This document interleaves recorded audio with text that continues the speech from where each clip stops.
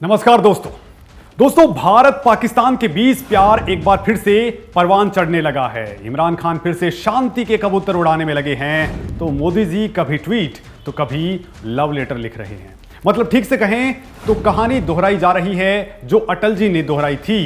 बस फर्क यह है कि पुलवामा के घाव अभी हरे हैं और पाकिस्तान को अपनी कंगाली मिटाने के लिए भारत की हर हाँ का इंतजार है। दोनों देशों के बीच इस इजहार मोहब्बत की इनसाइड स्टोरी में आपको बताने वाला हूं जो आपने शायद अभी तक सुनी भी नहीं होगी।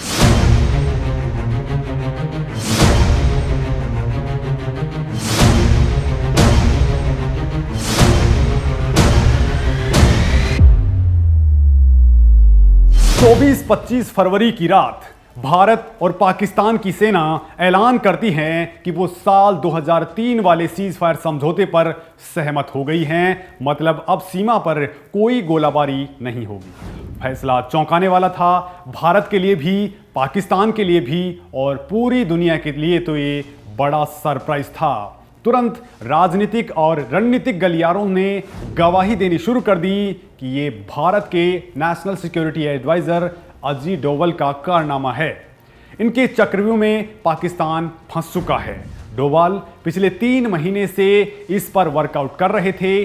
बैक चैनल से पाकिस्तानी प्रधानमंत्री इमरान खान के सिक्योरिटी अफेयर्स के स्पेशल असिस्टेंट मोइद यूसुफ उनसे लगातार टच में थे। ये बातचीत किसी तीसरे मुल्क में हो रही थी, भनक किसी को नहीं लगी। मामले में इंडियन एक्सप्रेस ने खबर छापी कि Doval Pakistani army chief general Qamar Bajwa से भी लगातार बातचीत कर रहे थे। हालांकि दोस्तों बाद में पाकिस्तान के एनएसए मोइद यूसुफ और बाजवा दोनों इस सीक्रेट बातचीत से मुकर गए। एलओसी पर संघर्ष विराम समझौता तो हो गया, लेकिन पर्दे के पीछे छुपी कहानी को जानने के लिए हर कोई बेताब था कि वो कौन सा देश है जहां डोभाल ने अपना चक्रव्यूह रचा। भारत और पाकिस्तान की खुफिया एजेंसियां एक टेबल पर कैसे आई। इस बीच पाकिस्तान में सोशल मीडिया पर मोइद यूसुफ का एक ऑडियो क्लिप रिलीज हुआ जिसमें एनएसए मोइद यूसुफ कह रहे थे कि ऐसे समझौते पर्दे के पीछे किए जाते हैं। इन समझौतों के पीछे काफ़ी मेहनत की जाती है और क्या आपको लगता है कि बिना मेहनत और बिना किसी दबाव के ऐसे समझौते होते हैं? यानी इस फैसले में क्या पाकिस्तान के ऊपर किसी देश ने जबरदस्त दबाव डाला था?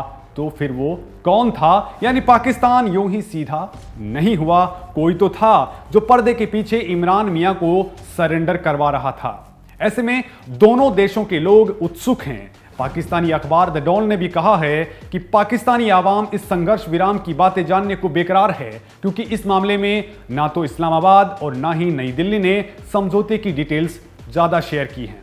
बस तपाक से पाकिस्तानी विदेश मंत्री जो भर भर कर भारत को गालियां दिया करते हैं, इस मामले के बाद बोल पड़े कि पाकिस्तान भारत के साथ अच्छे संबंध बनाना चाहता है। खैर ये बात तो हुई समझौते की, लेकिन अंदर खाने चर्चा होने लगी कि पाकिस्तान से सुधरते रिश्ते बाइडेन की देन हैं तो कोई इसे रूस की कवायद बताने लगा। यकायक इमरान खान के सुर बदले तो दुनिया फिर चौंक गई।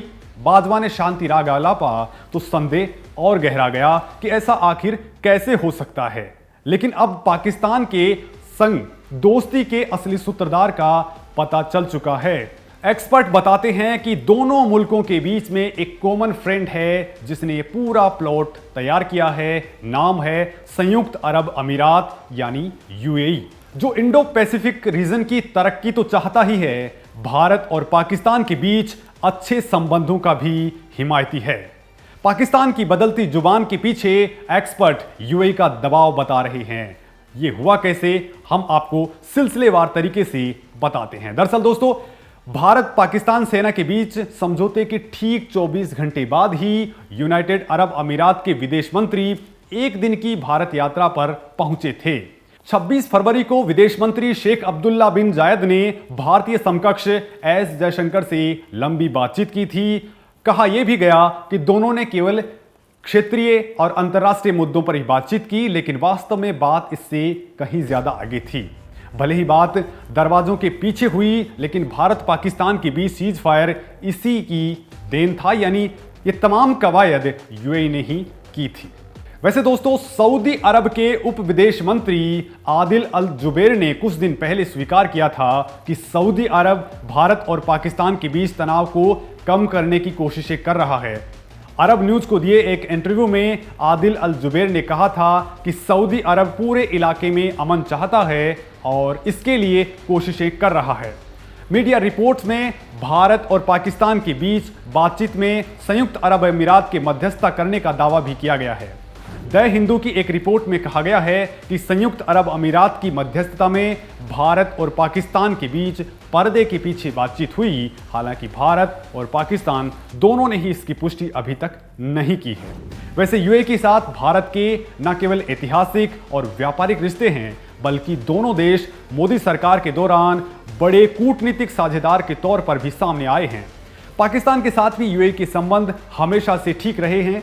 यूएई के शासक शेख मोहम्मद बिन जायद अल नहयान के नेतृत्व में अब ज्यादा मुखर अंतर्राष्ट्रीय भूमिका निभा रहा है। पिछले कुछ महीनों में ऐसे कई संकेत मिले जिससे पता चला कि भारत और पाकिस्तान के बीच यूएई मध्यस्थता में जुटा हुआ था।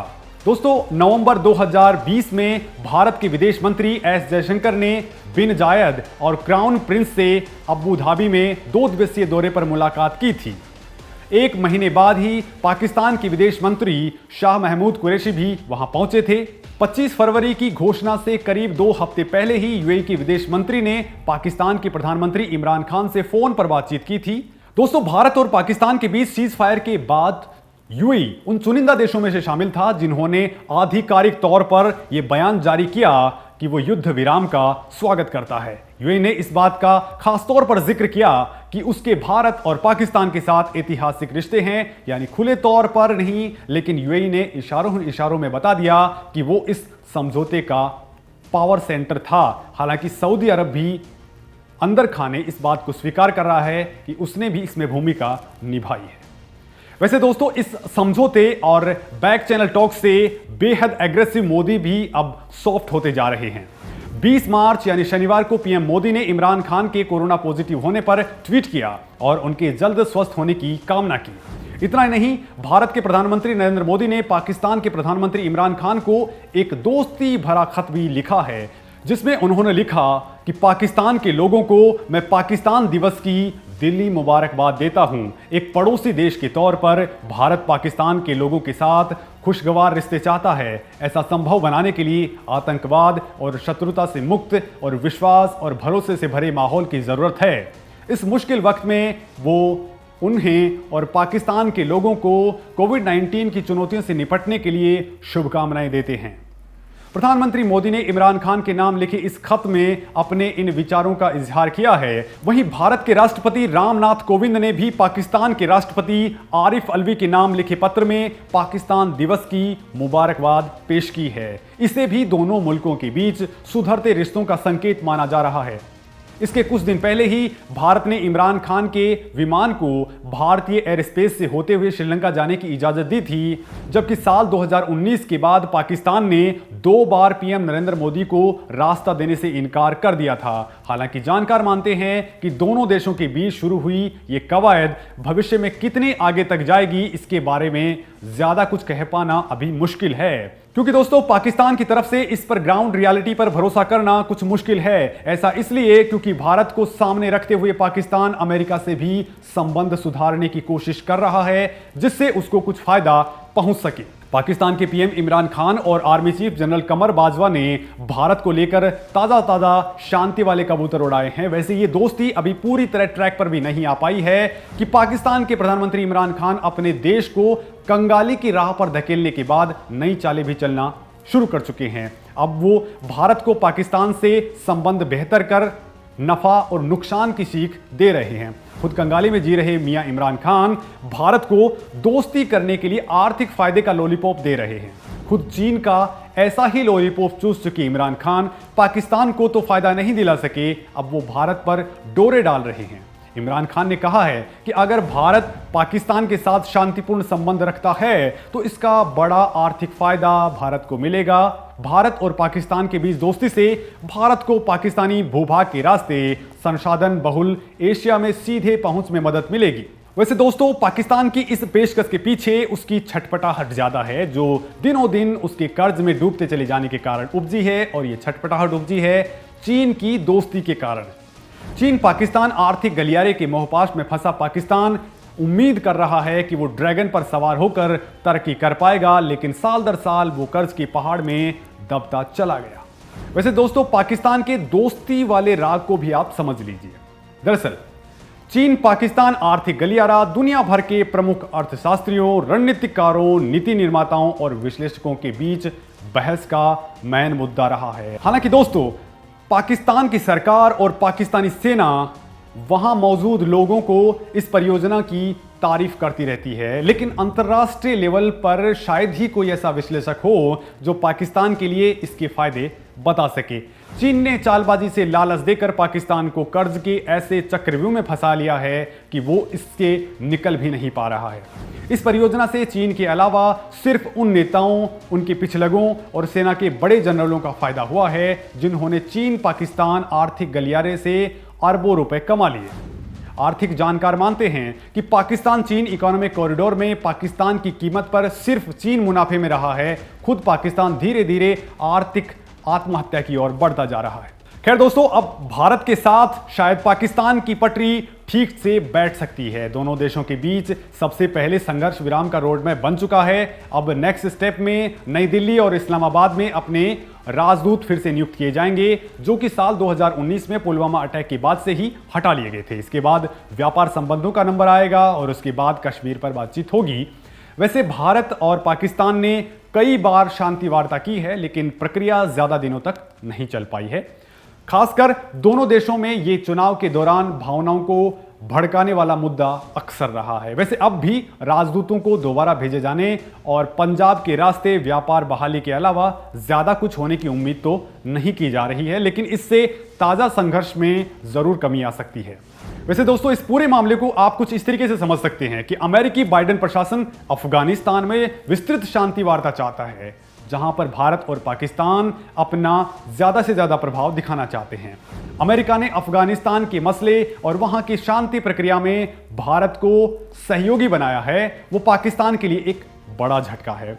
एक बड़ी बात यह है दोस्तों कि मोदी सरकार फिलहाल अपनी सैन्य ताकत को चीन सीमा पर ज्यादा लगाना चाहती है, यानी पाकिस्तान सीमा पर मौजूद सैन्य बल को चीन सीमा पर शिफ्ट किया जा सकता है ताकि चीन को अच्छे से काउंटर किया जा सके।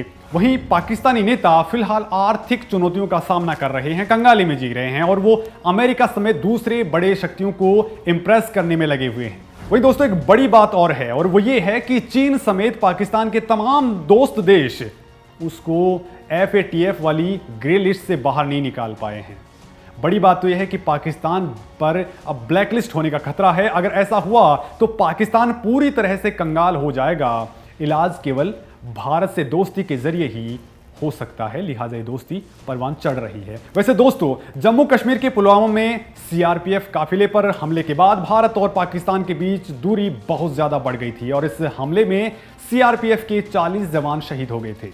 इसके बाद PM नरेंद्र मोदी ने वायुसेना को पाकिस्तान में घुसकर आतंकी ठिकानों पर बम बरसाने का आदेश दिया था। अब लंबे वक्त के बाद हालात सामान्य होने की ओर हैं। दोनों देशों की ओर से कड़वे बयान भी कम हो गए हैं। दोस्तों, पिछले महीने पाकिस्तान के सेना प्रमुख जनरल कमर जावेद बाजवा ने भारत के साथ शांति की इच्छा जाहिर करते हुए कहा था कि दोनों देशों को अतीत को भूलकर अब आगे बढ़ना चाहिए। पाकिस्तान की सेना अनसुलझे मुद्दों पर बातचीत को तैयार है। बाजवा के इस बयान से एक दिन पहले पाकिस्तान के प्रधानमंत्री इमरान खान ने भी ये इच्छा जाहिर की थी। इमरान खान ने 2 दिवसीय इस्लामाबाद सुरक्षा वार्ता में कहा था कि अमन बहाली के लिए वो तैयार हैं। उनकी सरकार ने 2018 में सत्ता में आने के बाद भारत के साथ बेहतर संबंधों के लिए हर कदम उठाया है।